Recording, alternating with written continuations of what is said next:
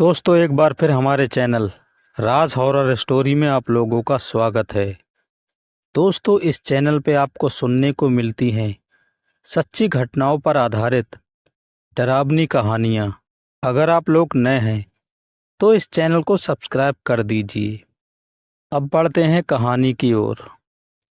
मसान यानी कि किसी ऐसे बच्चे की आत्मा जिसकी 5 साल से भी कम उम्र में अचानक बेमौत मृत्यु हो जाती है।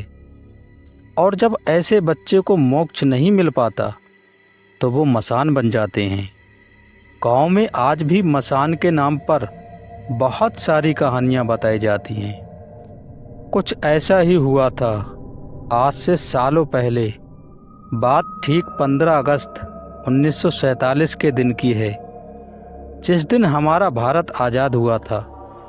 एक तरफ पूरा देश आज़ादी की खुशी मना रहा था और दूसरी तरफ उसी दिन बुंदेलखंड के एक छोटे से गांव में एक ऐसा हादसा हुआ जिसे आज तक भुलाया नहीं जा सका। सालों पहले की वो बात सुनकर आज भी लोग भय से कांप जाते हैं। उस हादसे के बाद सब उसके बारे में कहते सुनते थे, लेकिन उसके सालों बाद यानी कि आज से लगभग 20 साल पहले बारिश की काली अंधेरी, भयानक और तूफानी रात, साए साए करती हवाएं चल रही थीं। तेज हवाओं के साथ कभी पानी की बौछार आ जाती तो कभी रुक जाती। अंधेरा इतना गहरा था कि खुद को देखना भी मुश्किल था। उजाले के नाम पर सिर्फ आसमानी बिजली थी जो चमकती तो आसपास की एक झलक देखने को मिल जाती, इससे ज़्यादा नहीं। तभी गांव के एक पंडित देर रात कहीं से लौट रहे थे। उस समय छोटे छोटे गांवों में इक्का दुक्का बसें ही चलती थीं, जिनका समय निश्चित रहता था। उससे आगे पीछे अगर आपको कहीं जाना है तो अपने वाहन का इंतजाम करना होता था, या फिर लोग पैदल चलकर अपना काम चलाते थे। इसी तरह वो पंडित भी बारिश के दिनों में किसी जरूरी काम से बाहर गए हुए थे और लौटते लौटते उन्हें काफ़ी रात हो गई। जब आधे रास्ते आ गए तो देखा कि बारिश और भी बढ़ गई है। गांव की कच्ची गीली जमीन जिस पर चलना मुश्किल हो रहा था, पैर कहीं रखते तो कहीं जाता। ऐसे फिसलन भरे रास्ते में साइकिल चलाना तो मुश्किल ही था। उन्होंने साइकिल हाथ में पकड़ी और पैदल चलते हुए आगे बढ़ने लगे। रात बहुत ही भयानक लग रही थी, पर उनके पास कोई चारा नहीं था। ना तो रास्ते में कोई गांव पड़ता था जहां वो रुक सके, और ना ही लौटना मुमकिन था, क्योंकि अगर वापस लौटते तो भी उतनी ही दूर जाना पड़ता।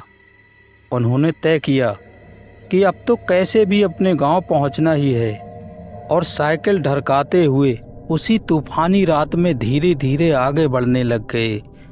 रास्ते में बहुत सारे नाले भी मिल रहे थे, जिनमें किसी में घुटनों तक तो किसी में घुटनों से ऊपर तक पानी बह रहा था। पानी की गहराई भले ही कम हो, पर बहाव काफ़ी तेज रहता है। वो इन सबको पार करते हुए भगवान का नाम लेकर आगे बढ़ते जा रहे थे। इस बार जो नाला पड़ा वो थोड़ा बड़ा और गहरा था। बारिश की रफ्तार थोड़ी और बढ़ गई, इसलिए रुकना किसी भी तरह सही नहीं था। अंधेरे में पानी की गहराई का भी अंदाज़ा नहीं था, पर चूंकि वो इस रास्ते आते जाते रहते थे तो अंदाज से ही नाले को पार करने लगे। धीरे धीरे नाले के अंदर धंसते जा रहे थे।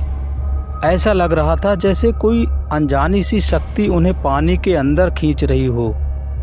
पर जाति के पंडित थे तो मंत्रों पर उनका पूरा विश्वास था, और जैसे तैसे नाले को पार कर लिया। जब नाले की दूसरी तरफ पहुँचे तो उन्हें ऐसा लगा जैसे दूर कहीं बच्चे के रोने की आवाज़ आ रही हो। बच्चा बहुत छोटा था। जब उन्होंने आवाज़ पर ध्यान दिया तो उनके कानों में आवाज़ तेज पड़ने लगी।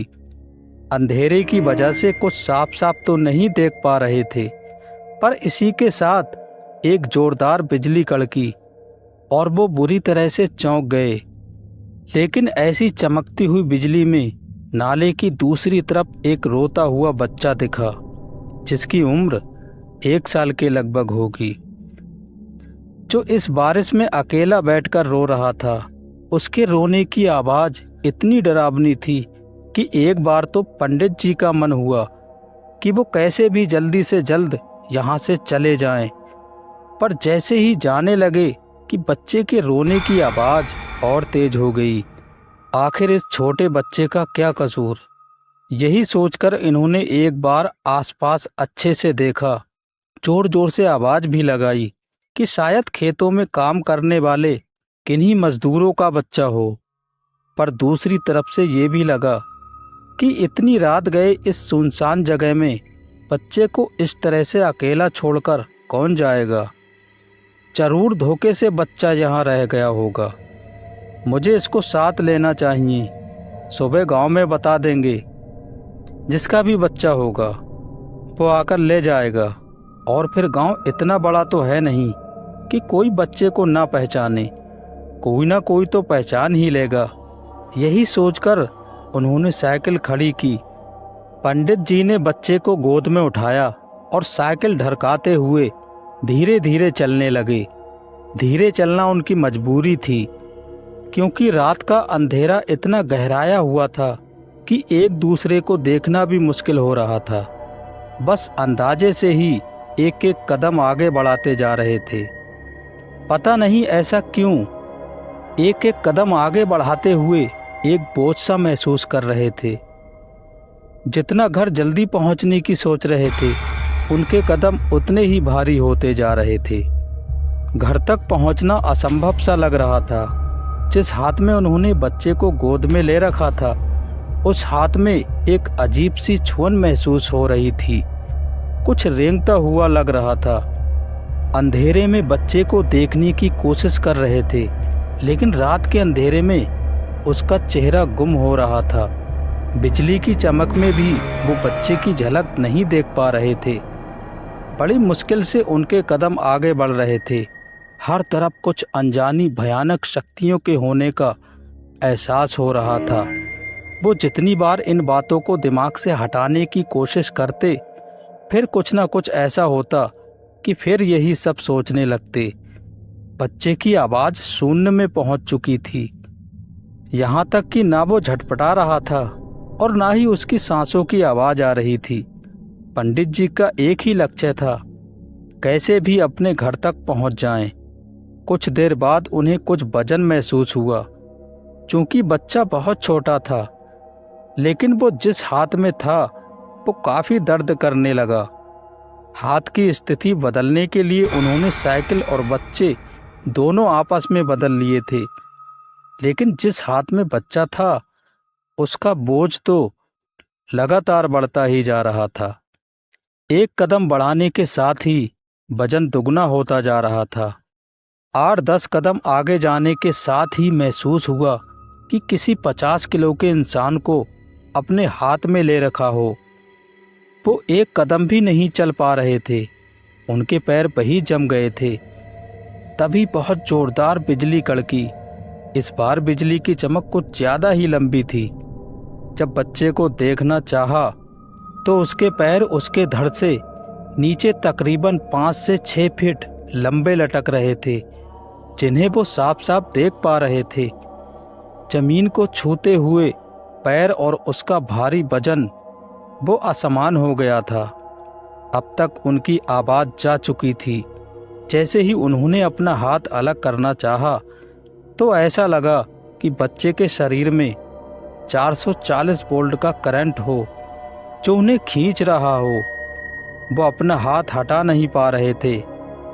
धीरे धीरे बच्चे के चेहरे के भाव भी बदलने लगे। उसकी आंखों की जगह 2 काले गहरे गड्ढे दिख रहे थे और उसका चेहरा ऐसा लग रहा था जैसे ये किसी भयानक पीड़ा से गुजर रहा हो। अब तक उसके शरीर का रंग बदल चुका था। इस अजीब सी आकृति को देखकर पंडित जी इतने भयभीत हो चुके थे कि उनकी हिम्मत, उनकी मंत्र शक्तियाँ सब कुछ जवाब दे चुका था। उन्होंने आखिरी कोशिश करते हुए बजरंगबली का नाम पूरी हिम्मत से पुकारा और जब तक होश में थे पुकारते रहे। इसके बाद वो बेहोश हो चुके थे।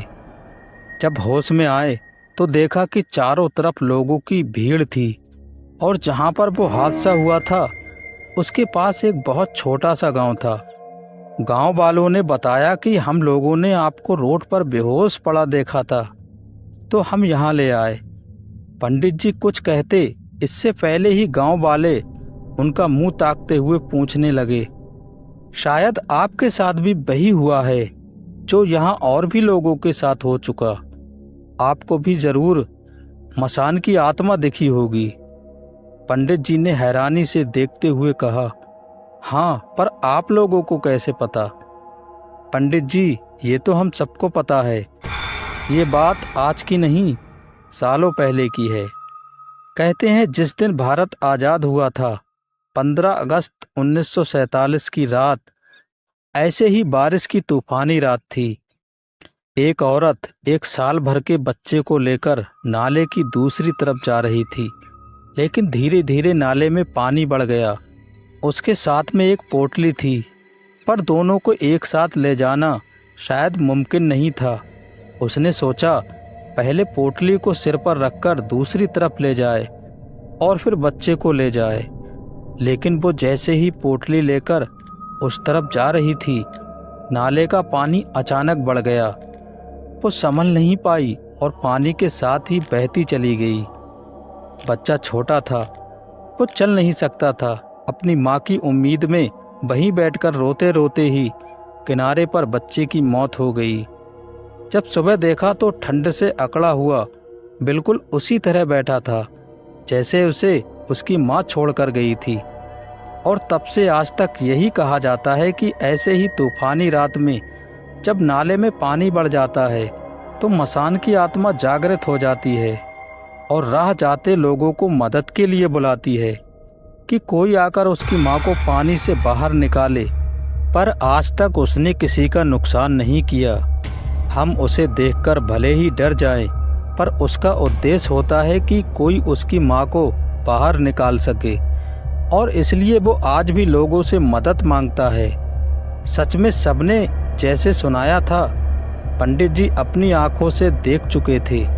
पंडित जी को भगवान के साथ साथ अनजानी शक्तियों पर भी विश्वास हो गया था। तो दोस्तों, ये थी हमारी आज की कहानी। उम्मीद करता हूँ आप लोगों को ज़रूर पसंद आई होगी। अगर आप लोग नए हैं तो इस चैनल को सब्सक्राइब कर दीजिए। अब मिलते हैं अगली वीडियो में एक नई कहानी के साथ।